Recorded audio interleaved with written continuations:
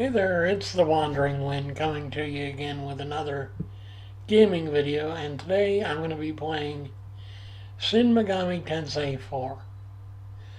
One of the best games in the SMT series has to be the fourth of the main series, just in my opinion, because it has a story that is, I don't know, it's quite interesting in my opinion. This story is a work of fiction, of course. I mean, really. But anyway, this game was developed back in, I would say, probably, I know it was a couple of years ago, so probably 2014. I haven't done any research on it, so I'm not sure. Anyway, let's get through the prologue here real quick, because I really don't want to do that to you. Probably not. Anyway, let's get through the prologue and everything, and we can start on the actual game. Personally, my first experience with the Shin Megami Tensei series started way back in, I think, 2009-ish, maybe back in 2000 and I don't remember when, but it was when I first heard of Shin Megami Tensei Nocturne, the third game in the series, and I immediately loved the game. I mean, it was a lot better than most of the RPGs that I'd played in that time. PS2 games were usually pretty, I don't know, I guess,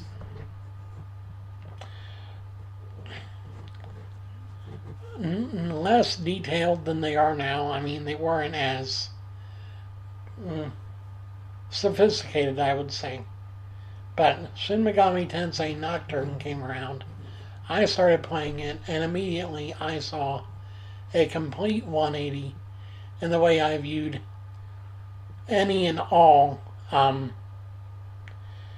RPGs, basically. I mean, I could not believe the level of detail, the level of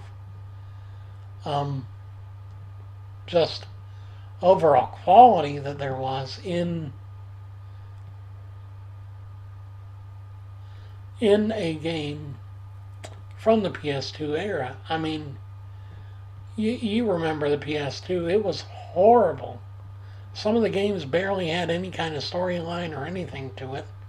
Granted, there were the hidden gems, there were the gems that really stood out, but for the most part, when it came to art, and when it came to games that had some sort of a story, they were few and far between. And the story was often lackluster or just plain awful. But then we come to Nocturne and everything changes.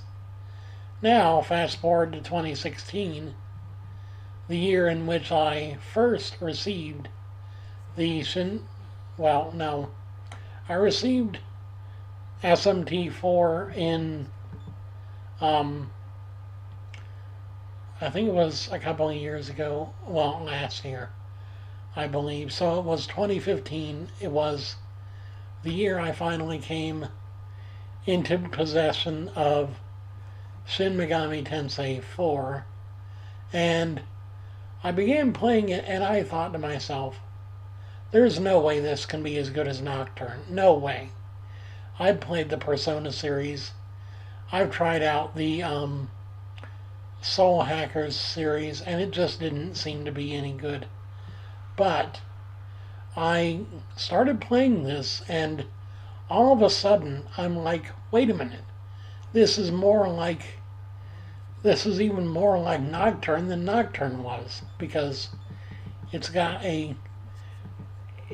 three paths that you can go through for the game. I mean, you have your law, you have the path of law, the path of chaos, and the path of neutrality.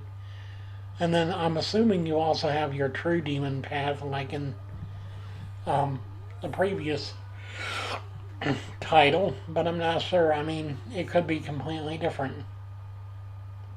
Anyway, we start the game as Flynn, an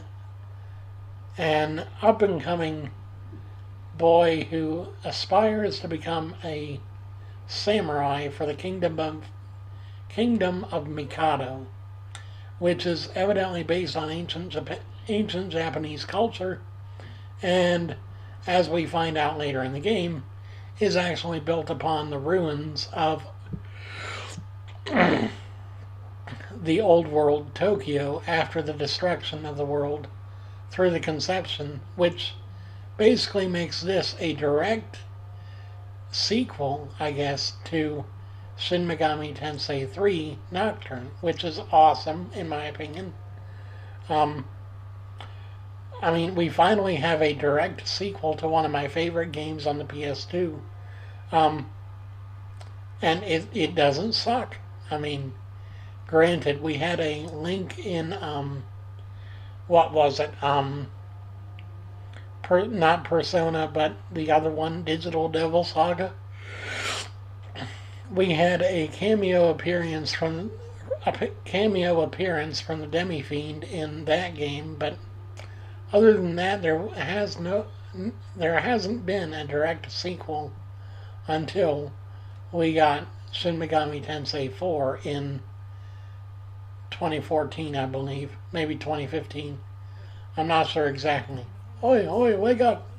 If we're not on our way soon, we'll be late. Yeah, well, you know.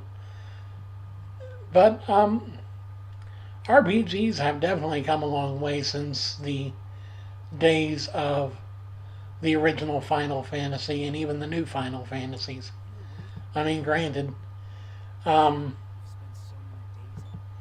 we, and this is one of the things that I'm amazed about with the with the DS, the 3DS, is that the 3DS isn't truly, the 3DS is not a truly HD console, which amazes me because the graphics are still good. The graphics are excellent on the 3DS, but compared to the PS4, the Xbox One, heck, even the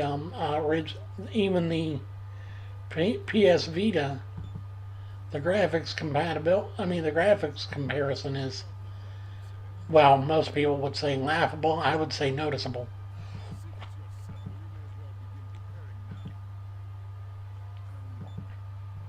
Yeah, all the nobles like to take out their frustrations on us. But, no. I really like the, overall storyline,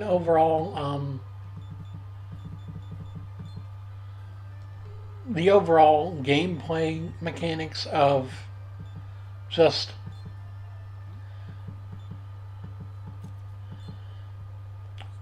how the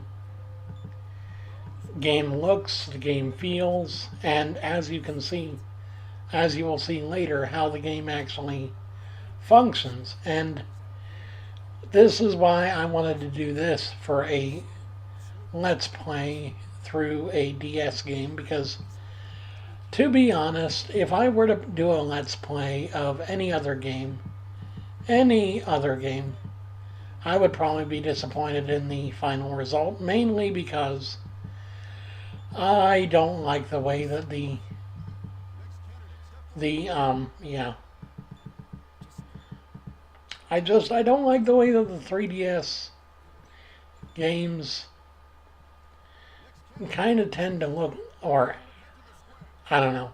The Pokemon series, this game, and the I'm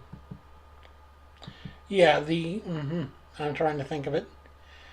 The Fire Emblem series are the only three main titles that I really get into when it comes to RPGs or anything else. All the other games that I have on this system are just distractions or curiosities that I have just for the sake of having something more to play than just what there is. And don't even get me started on the Wii Wii Plaza because or the Me Plaza because that's no.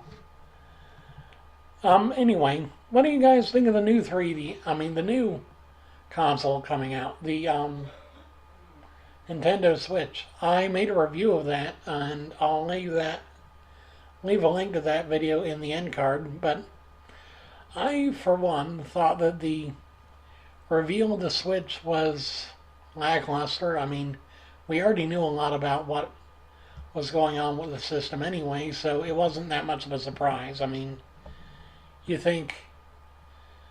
would think that the game would, I mean, the system would have some sort of a surprise to it. I mean, granted, we had, during the reveal trailer, we had the addition of Skyrim Special Edition or whatever it is, and a few other games, but as far as we know, where they're not confirmed, and therefore it's not necessarily true that they'll come to the system. But if they do,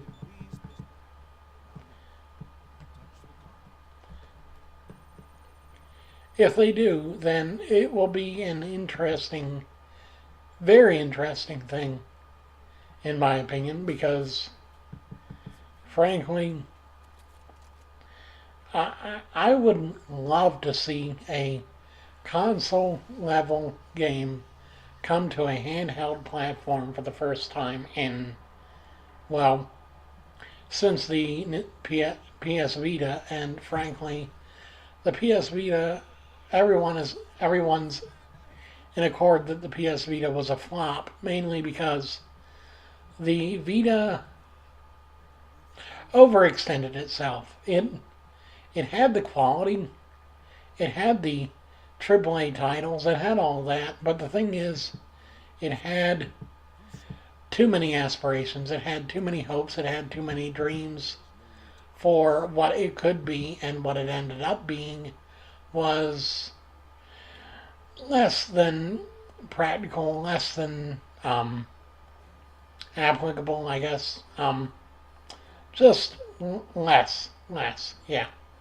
We'll go with that. It was less. But,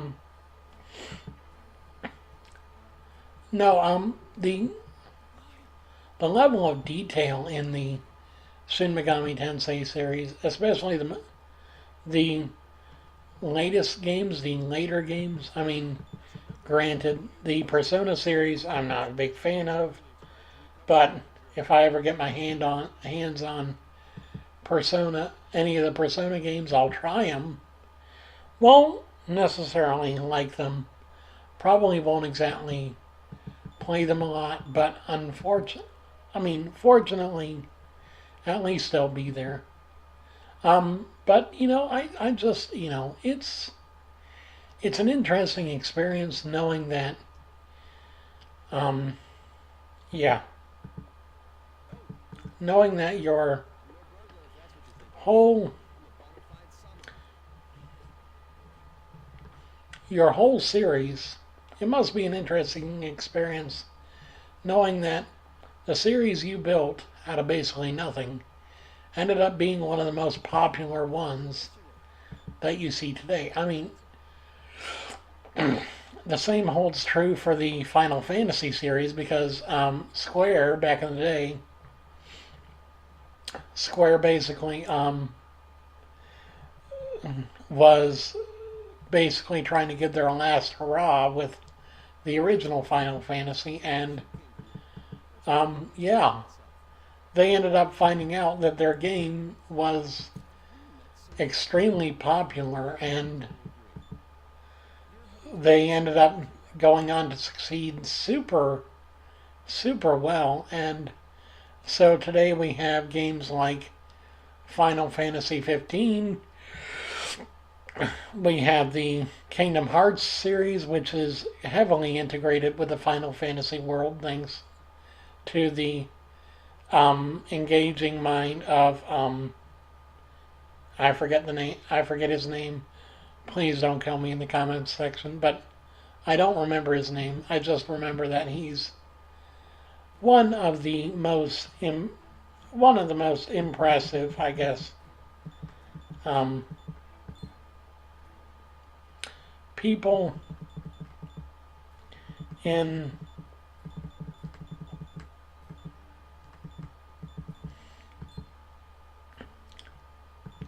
one of the most impressive people in gaming history, in my opinion. Um, I really enjoy Tetsuya Nomura. Yeah, that's the name. I really enjoy Nomura's vision. I mean, he basically took a game from the ground up and turned it into something brilliant, just brilliant. And I love that. I love that. But no, I'm this will be an interesting playthrough, I believe. Um,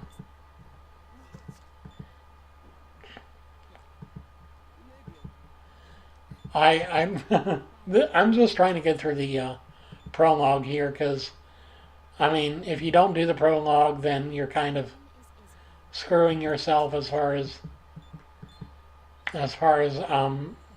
giving your audience any kind of reference to where you are. So I figure if I start at the beginning and continue on, even if it is kind of, but you know, I'm just, I love you guys. I really do. I love being here. I love being on YouTube and contributing so many things to you guys, creating so much stuff for you because you know it's awesome. Anyway, no, what was I saying before? Oh yeah, the vision of Nomura, just the wow. I mean, to think that one guy could create a series that has confused so many. Well, it wasn't just him, but I guess he was the driving force behind the whole thing since he's the I guess director of the games. So he decides which direction they go. He decides the overarching plot. I mean, granted, um,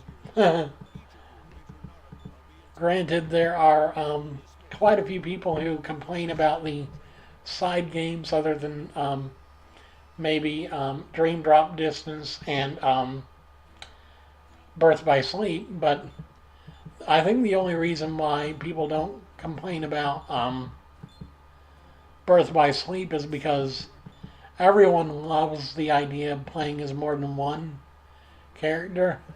And then yeah,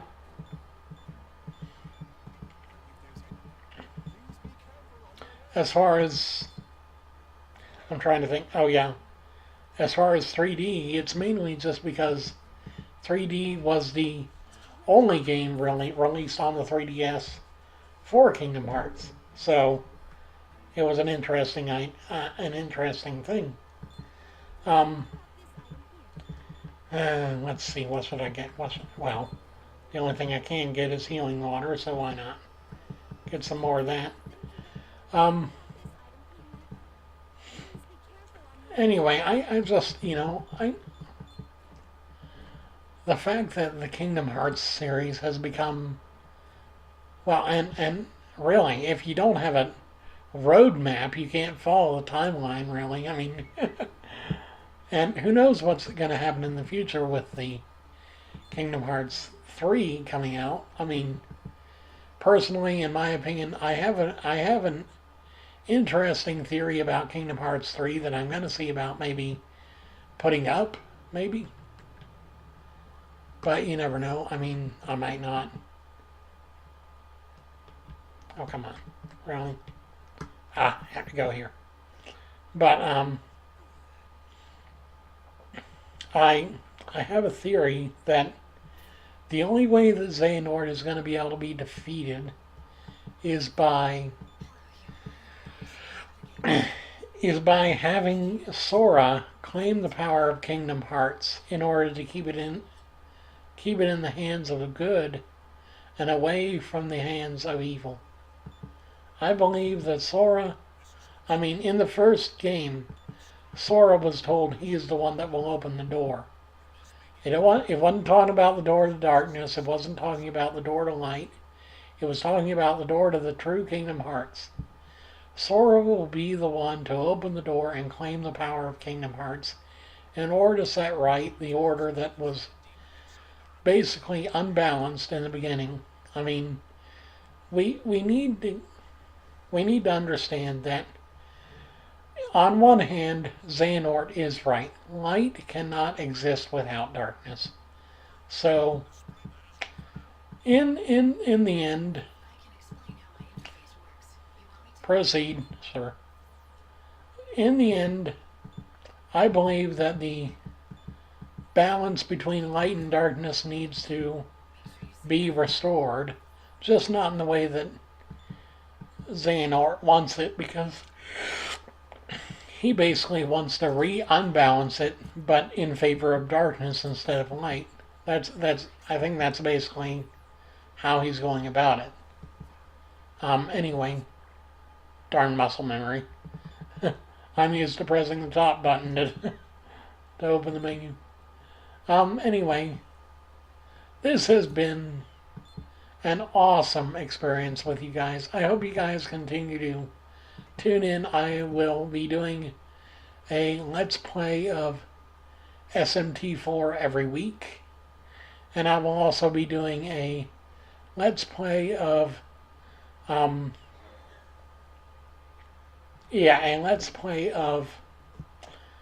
Star Ocean every week as well.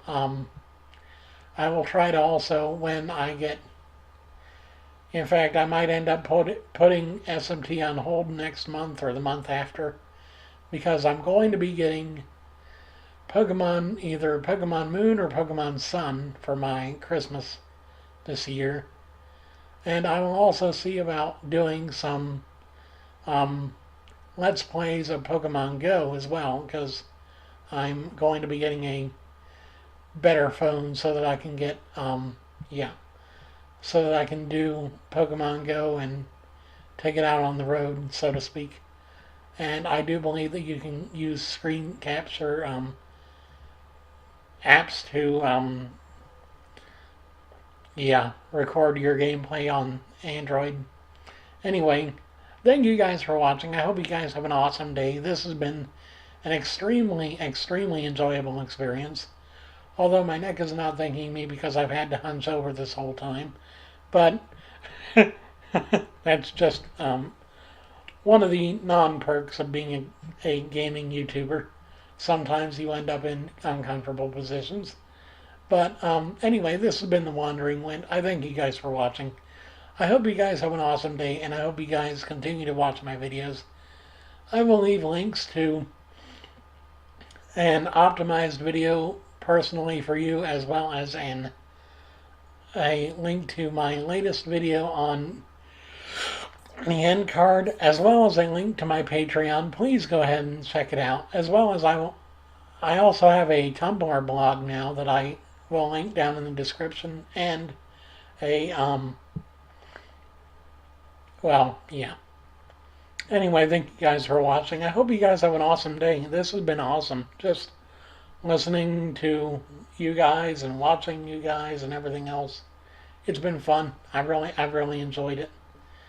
Thank you guys. Thank you guys so much. If you have any questions, if you have any comments, please leave them down in the comments section.